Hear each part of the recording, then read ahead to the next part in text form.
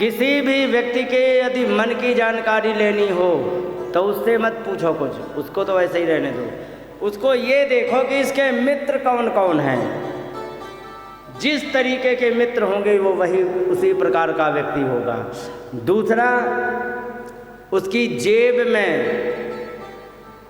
उसके खेलने के खिलौने देखो, ठीक है, और उसकी भाषा सुनो। यदि हिंसक प्रवृत्ति का होगा तो हमेशा हथियारों का ही वर्णन करेगा, हथियारों का नाम लेगा।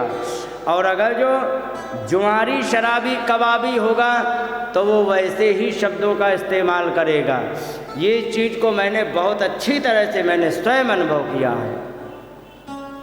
जो व्यक्ति जिस विभाग में जाने की इच्छुक होगा वो उसी प्रकार की बात करेगा, क्योंकि उसके मन में और अंदर सब वही चल रहा, वही कहीं ना कहीं से निकल पड़ता है।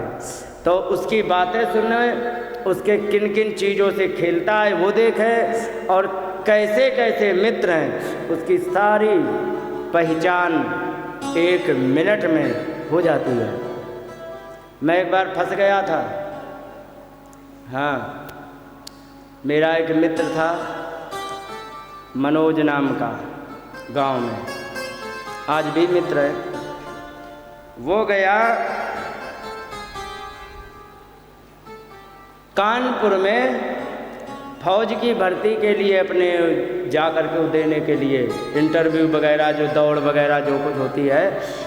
और वहाँ पर कुछ लड़कों ने उसके साथ हंसी मजाक कर दी, तो ऐसी उल्टी सीधी किताबें भर दी 2-3 उसके उसमें, जो कि देख करके लज्जित करने वाली हो, उसके चरित्र पर दाग लगाने वाली हो, ऐसी किताबें किसी और लड़के ने कर दी। और उनके पिताजी ने गलती से थैले की तलाशी ली तो किताबें पढ़ करके उनका जीवन धन्य हो गया।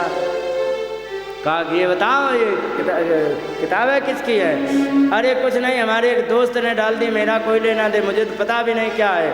और वे जानते थे कि इसका सबसे बड़ा दोस्त मैं हूँ, समझ गए। अब उनका सारा का सारा शक मेरे ऊपर आ गया। और मैं रहता था खेतों में, कितनी दूर, जैसे यहाँ पर एक वो घर हैं 2-3 रह रहे, कितनी दूर घर में खेतों में रहता था। वहाँ 2 काम हुआ करते थे, ढोलक हारमोनियम सीखना और रामचरितमानस का पाठ करना। बहाना बनाया था सब्जी बोने का, सब्जी बोली थी उसी के बहाने, नहीं तो वैसे कौन खेत में रहने देता रात दिन। घर वाले कहते तू क्या जंगली हो गया कि बाबा जी बन गया है। सब्जी बोने के बहाने मैंने वहाँ सब कुछ कर लिया। और वहाँ से मैं आया, आ करके जा ही रहा था, बुलाया, ओए इधर आओ, इधर आओ, इधर आए। हमारी बिना कुछ कहे बिना कुछ पूछे उन्होंने सर्च ऑपरेशन शुरू कर दिया। पैंट में हाथ डाला, दोनों तरफ शर्ट में हाथ डाला, और उसमें निकला क्या क्या, एक छोटा सा सुंदरकांड, इतना बड़ा, ठीक है, छोटा सा सुंदरकांड निकला। और आता है गीता प्रेस में अभी भी इतना बड़ा सुंदरकांड। एक सादा कागज निकला, एक पेन निकला। कागज में लिखे थे फिल्मी गाने के ऊपर के बोल, मात्र 2 लाइनें 2-3 गानों के लिखी। तो पूछा ये क्या करते हो? सुंदरकांड को। मैंने कहा कि सुंदरकांड अच्छा लगता, मैं इसी को पढ़ता रहता हूँ। अच्छा, बहुत अच्छी बात है। इसके बाद ये क्या है? मैंने कहा कागज़ है, इसमें लिखा क्या? मैंने कहा फिल्मी गाने। ये क्यों लिखे? मैंने कहा कि मैं यहाँ रेडियो से सुन के जब जाता हूँ तो खेत पे जब पहुँच जाता हूँ तो मैं भूल जाता हूँ कौन गाना सुना था, और जब भूल जाता हूँ तो अभ्यास किसका करें, तो मैं इसलिए लिखना शुरू कर दिया। लिख के ले जाते वहाँ पर अभ्यास करते, उसके स्वर ढूंढने की कोशिश करता हूँ, तो उससे भी मामला ख़त्म। अब पेन वो लिखने के इतना ही सामान निकला, हमें निर्दोष बरी कर दिया कि इसके काम तो ये नहीं है। तो ये पहचान होती है, अच्छे बुरे सीधी सी बात है।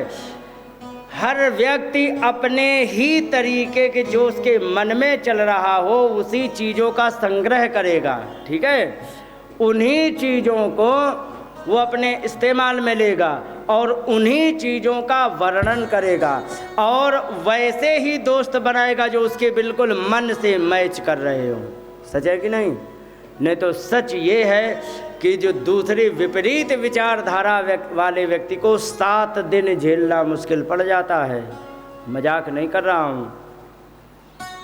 विपरीत विचारधारा का एक मिल गया था ढोलक मास्टर हमें, भरतपुर जिले का। अरे भैया उसने हमें 7 दिन में हमें नाको चने चबवा डाले। फिर एक मिले सैनी आतेला के, आप तो जानते ही हो, आपके पड़ोसे में है। आतेला के एक सैनी है सुरेश सैनी, 14 कार्यक्रम करवा चुका है। आज तक उसके लिए मन में किसी भी प्रकार की ईर्ष्या नहीं हुई। इन्होंने करा दिए 4 कार्यक्रम, इनसे आज तक नहीं हुई। लेकिन इनमें दिक्कत ये है कि ये आते हैं कानपुर से, तो कानपुर थोड़ा लंबा पड़ जाता है। पास के होते तो इनके हम गर्दन में बकरी वाले वो रस्सी लेते, उनके बांध लेते चैन से, और वहीं पर बांध के रखते, वहीं पर घास डालते, वहीं पानी पिलाते। लेकिन इतनी दूर के तो करे क्या। तो विपरीत विचारधारा का व्यक्ति जो होता है ना, उसको झेलना बहुत मुश्किल होता है, मुझे अनुभव है। इसलिए एक दिन झेलना मुश्किल होता तो मित्र कैसे बन सकता है, समझ गए। तो ये चीज़ें होती हैं। जैसा व्यक्ति वैसी मित्रता, वैसे ही कर्म, वैसा ही संग्रह, वैसी ही बातें। इसी से पता लगाया जाता है कि व्यक्ति किस चरित्र का है, समझ गए। तो ऐसे व्यक्ति की पहचान की जाती है। बोलिए गोविंद भगवान की जय।